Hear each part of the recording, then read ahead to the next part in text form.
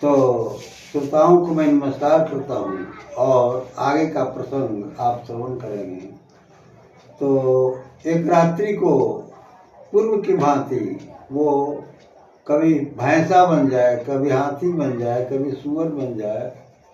तो उसने भाई ने, गोकर्ण ने पूछा तुम हो कौन? तो मैं आपका भाई धुंधकारी हूँ, और कौन हूँ? तो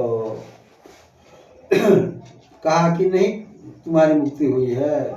अच्छा, एक उपाय मैं बताता हूँ। वो गोकर्ण जिसका भाई था सत्संग में चला गया था, एक युक्ति बताया। कहा कि ऐसा करो, 7 गो बांस मंगाओ। 7 गो बांस लाया गया अपने कर्मचारी से, अपने आत्मीय जनों से 7 गो बांस मंगाया। 7 बांस को कई जगह बांध दिया गया और भाई धुंधकारी को, जो प्रतियोगी में था, उसको कहा कि ऐसा करो कि तुम हवा के रूप में हो ही तो बांस में प्रवेश कर जाना और स्वर्ग से सुखदेव महाराज को बुलाता हूँ, कथा को सुनना, 7 दिन सुनना। तो 7 दिन तक वो कथा सुनते रहा। सुखदेव महाराज को स्वर्ग से बुलाया गया और 7 दिन तक सत्संग की कथा वो सुनते रहा।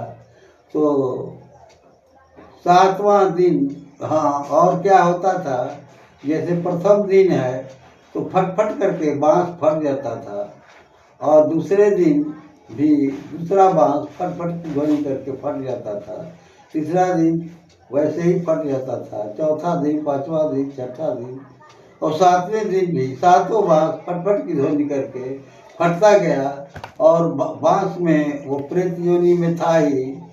7 दिन कहानी सुनते रहा, सुखदेव महाराज की कहानी सत्संग सुनते रहा और 7वें दिन उसकी मुक्ति हो गई। तो इस कहानी का सारांश यह है कि चाहे मनुष्य कितना भी पापी क्यों न हो, यदि भगवान की शरण में चला जाता है, परमात्मा की शरण में चला जाता है, तो परमात्मा इतने बड़े दयालु हैं कि वो दया करते हैं और निश्चित रूप से अपनी शरण में ले लेते हैं।